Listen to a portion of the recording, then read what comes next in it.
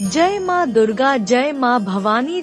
चैत्र नवरात्रि के आज चौथे दिन आप सबका स्वागत है। चैत्र नवरात्रि के चतुर्थ दिन पर माता कुष्मांडा की पूजा आराधना की जाती है। इसे देवी दुर्गा का चतुर्थ स्वरूप माना जाता है। देवी कुष्मांडा मुस्कुराती हुई देवी के नाम से भी जानी जाती है, जिनकी 8 भुजाएं हैं और अपने हाथों में अनेक प्रकार के अस्त्र शस्त्र धारण करती है।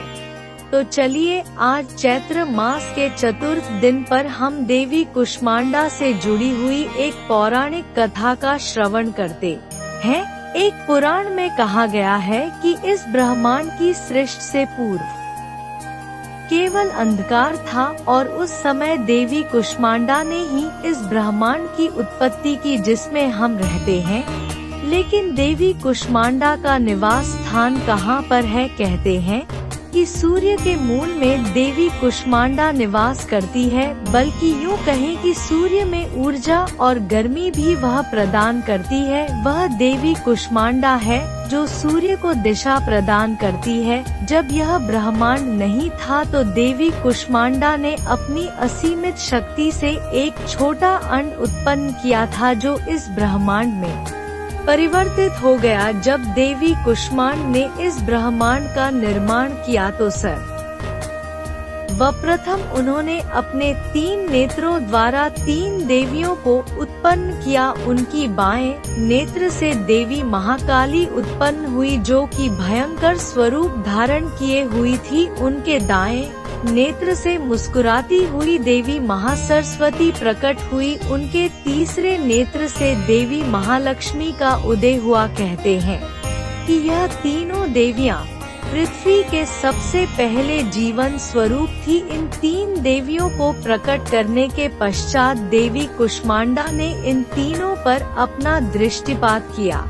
सर्वप्रथम देवी कुष्मांडा ने देवी महाकाली पर दृष्टिपात किया और उनसे एक नर तथा मादा उत्पन्न हुए। नर का नाम हुआ शिव और उनके 5 मुख तथा 10 भुजाएं थी। जो मादा उत्पन्न हुई उनका नाम पड़ा देवी सरस्वती। उनका 1 मुख और 4 भुजाएं थी। इसके पश्चात देवी कुष्मांडा ने अपनी दृष्टि देवी महालक्ष्मी पर डाली और उनसे भी एक नर था मादा उत्पन्न हुए। नर का नाम हुआ ब्रह्मा और उनकी 4 भुजाएं और 4 सिर थे। जो मादा उत्पन्न हुई उसका नाम था देवी लक्ष्मी। उनका 1 मुख और 4 हाथ थे। इसके पश्चात देवी कुष्मांडा ने अपनी दृष्टि देवी महासरस्वती पर डाली और इसी क्रम में एक नर और मादा उत्पन्न हुए। नर का नाम श्री विष्णु रखा गया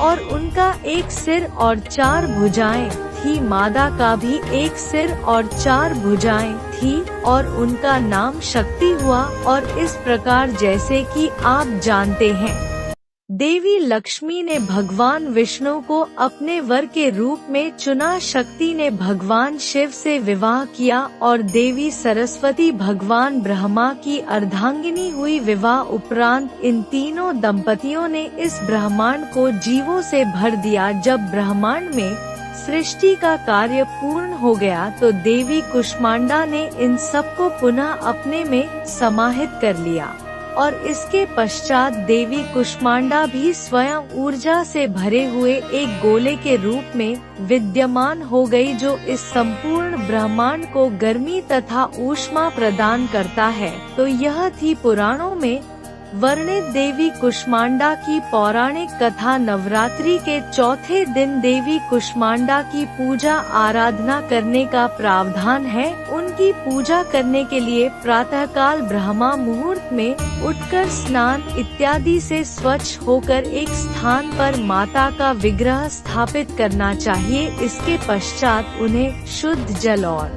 पंचामृत से स्नान करवाएं। तत्पश्चात मां कुष्मांडा का स्मरण करके उनको धूप, गंध, अक्षत, लाल पुष्प, सफेद कुमड़ा, फल, सूखे मेवे और सौभाग्य का सामान अर्पित करना चाहिए। उन्हें लाल रंग के वस्त्र, लाल चूड़ियां अथवा श्रृंगार के लाल वस्तुएं अत्यंत प्रसन्न है। इस दिन साधक का मन अनाहत चक्र में स्थित होता है और इसलिए इस दिन उसे अत्यंत पवित्र और अचंचल मन द्वारा माता कुष्मांडा के स्वरूप को ध्यान में रखकर पूजा और उपासना करनी चाहिए। माँ कुष्मांडा की उपासना से भक्तों के समस्त रोग और शोक नष्ट हो जाते हैं। इनकी भक्ति द्वारा आयु, यश, बल और आरोग्य में वृद्धि होती है। माँ कुष्मांडा अत्यंत सेवा और भक्ति द्वारा भी प्रसन्न हो जाती है। इसलिए मनुष्य को सच्चे हृदय से उनके शरणागत होना चाहिए और जब वह ऐसा करता है तो वह अत्यंत सरलता से परम पद की प्राप्ति कर सकता है। मनुष्य को शास्त्रों और पुराणों में वर्णित विधि विधान के अनुसार माँ दुर्गा की उपासना और भक्ति के मार्ग पर अहरनिश अग्रसर होने की प्रार्थना करनी चाहिए। माँ के भक्ति मार्ग पर कुछ ही कदम आगे बढ़ाने पर भक्त को उनकी कृपा का सूक्ष्म दम अनुभव होने लगता है। यह दुख स्वरूप संसार उसके लिए सुखद और सुगम बन जाता है। माँ की उपासना मनुष्य को सहज भाव से ही भवसागर से पार उतारने के लिए सर्वाधिक सुगम और अनुकूल मार्ग है। माँ कुष्मांडा की उपासना मनुष्य को हर प्रकार की आदि व्याधि और उपाधि से मुक्त कर देती है, उसे सुख, समृद्धि और उन्नति की ओर ले जाती है।